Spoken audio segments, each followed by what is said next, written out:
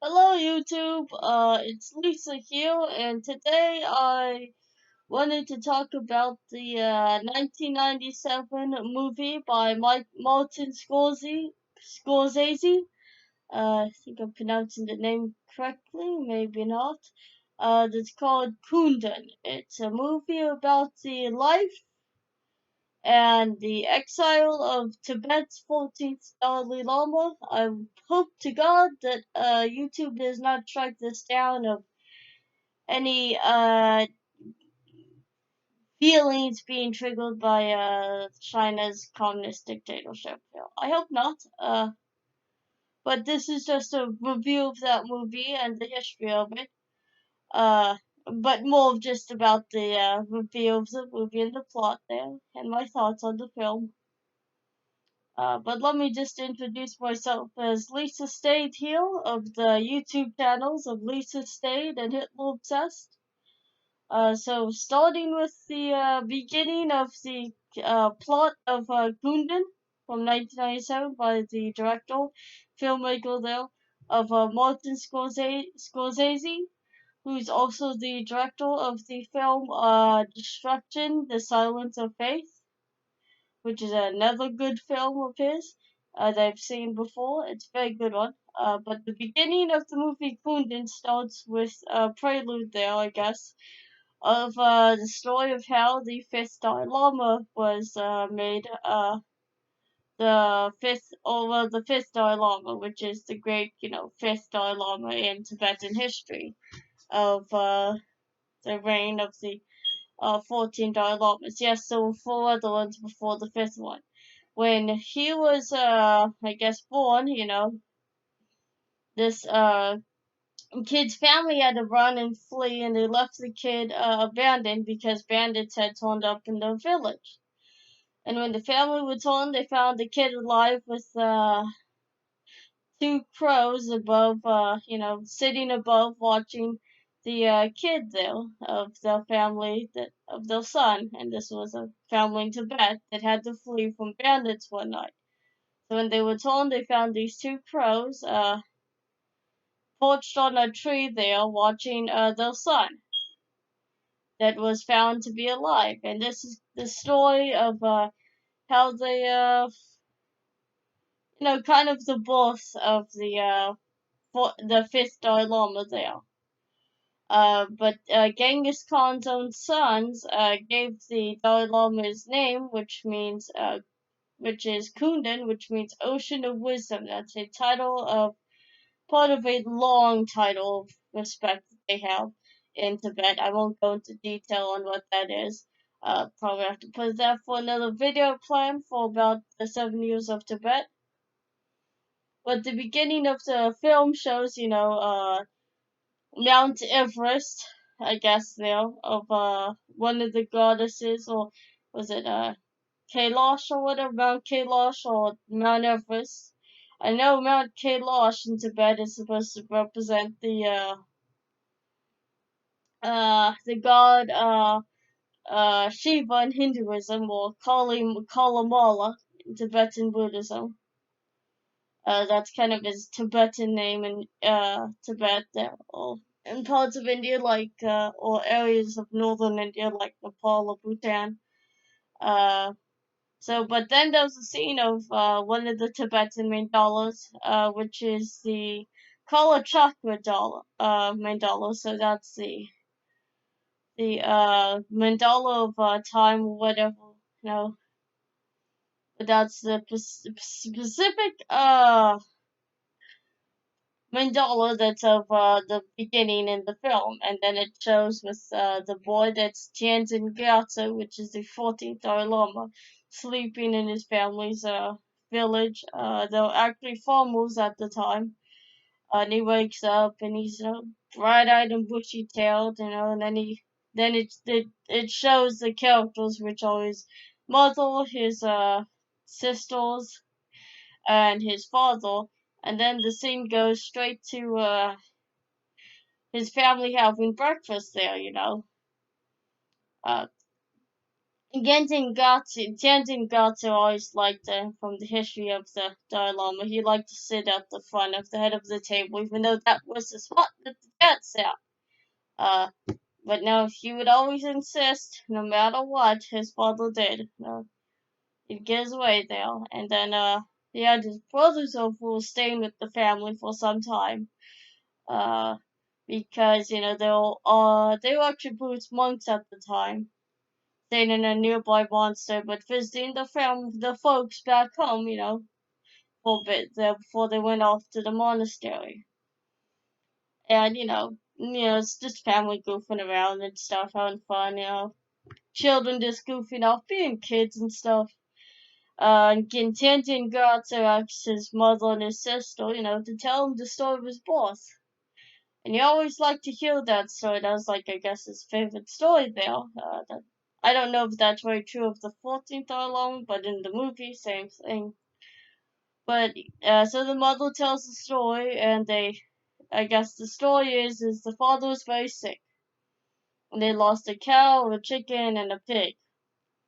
And so everybody thought the father would die. So, I guess the mother or the sister went to the temple to pray to the Buddhas or the Bodhisattvas there for father to live, because they thought he would die in the night there. And he ended up living, and that was the day that Tenzin Gyatso, who would be the 14th Dalai Lama. So in the next scene, it's of the kids all playing. Tenzin Gyatso's kind of off to his side, playing around with these beetles that he's separating, putting off, guess in the side of the house there. Uh, because, he was to be the Dalai Lama, so they have to have a scene of him being compassionate to animals. Two beetles fighting each other. And he has to break up the fight and put them off, settle the argument like the referee. And then there was a scene of some travelers that turned out to be lamas from the Tibetan seat of government, which is the Potala Palace. And a lot of the scenery is very beautiful in this film. I like some of the murals of the Buddha, and then that they have painted on the side of a cliff, and then they have the little village stupa with the little rock pile with the little prayers carved on them to whichever deity, bodhisattvas or Buddhas, or with their usual mantras, which was the common one was Om Mani Padme Hum, which is Hail Jewel in the Lotus, which is a mantra to what is it? To Avalokiteshvara, Avalokiteshvara, which is the bodhisattva, of compassion. So these travelers turn up and they're wanting to stay at the village there, and the mother's like, "Oh, come on, come in," offering them food, and they're bringing out the little juniper wood bowls and preparing them because they carry their own bowls, I guess. Uh, so. But Tenzin Gyatso sees one of these guys has a necklace of beads that's Buddhist mala, and he says, "Mine." And the guy's like, "Okay, I'll give this to you if you tell me who I am." And he says, "Lama," which is the Buddhist version of a priest or a bishop, I guess. You can use Catholic clergy as a reference, or I guess if you're Protestant, a reverend or pastor or pastor. And the guy says correct and hands him the bead, but his mala there to Tenzin Gyatso, but Tenzin Gyatso's mother sees this, says, "No, no, no, no, no, you shouldn't take this," and then there's a scene of the kid crying because they're all leaving, all these travelers that turn out to be lamas for the Potala Palace on their journey, after finding out from a vision from another Lama, that's the red team. It's kind of like the guess the guy that takes charge of the Tibetan government while the Dalai Lama is too young to become, ordained and goes through coronation to become the Dalai Lama and head of Tibet's government and religious government. So yeah, you have that guy who saw a vision of where to find the 14th Dalai Lama after they found signs of the from the 14th Dalai Lama that passed away. They had his body put in a golden stupa, which they do for each of the Dalai Lamas in the Pottsville Palace, from what I've read about. And they always found his body's head positioned in a certain direction that was in the direction of this kid's village. So they moved the head so it can face the correct way it should be, but then the next day it would be turned the same way again. Uh, so that's kind of the foreshadowing of that bit of events there if you read about the history of Tibet, the 14th Dalai Lama. I actually have a book called an introduction to Tibetan Buddhism by Snow Lion Press. This is not a sponsorship of that book or that publisher company. That is just going to be a reference here for some of that stuff and many other things I've studied on the Dalai Lama. There's also a biography about the life of the 14th Dalai Lama too available. That's also around that you can read and check out from your local library or whatever. Maybe go find an ebook, or if you're really lucky and a savage, you can also get a PDF for free. Know where to find it. So back to the story here. So the llama is all heading back, and Tantan Gyatso is crying because he wants to go, and his mother's always telling him that he always wants to go to Lhasa, which is the capital of Tibet, and where the Pottsville Palace is, the residence of the Dalai Lama, and his uh, mother is like, he always wants to go, and he's always packing his stuff going, and yet he lives here with us. Why is this?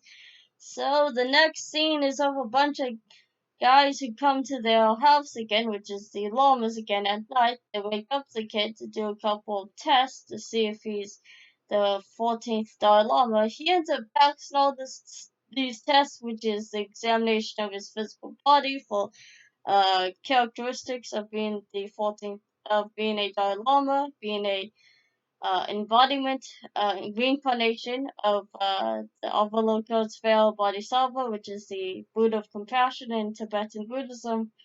Uh, so yeah, this is so it passes that and a bunch of other stuff, which is moving and recognizing and placing different objects at all of the 13th Dalai Lama and previous, I guess, Dalai Lamas. He passes that, and they find out he's the 14th Dalai Lama and say Kundun and say mantras. Okay. Um. So he heads off to. Then they take him to in the next scene, which is him going on a caravan that goes straight to another resting place there. But they end up finding out, having news on the way that Betin Rinpoche, which is the guy who found, well, the visions that I mentioned before, that's the other guy, that's gonna be the head honcho till the kid turns up to being coronated as Dalai Lama. So this is part 1, and I'll continue part 2. So like and subscribe, share this video. Yes, I know. And hit the notification bell. Send me a friend request on Facebook, or leave a comment on my Facebook page. Go to my BitChute channel, Lisa Marie Stay. You can donate to my Patreon and subscribe still if you want. And you can leave a comment on any of these videos, and bye. God damn you.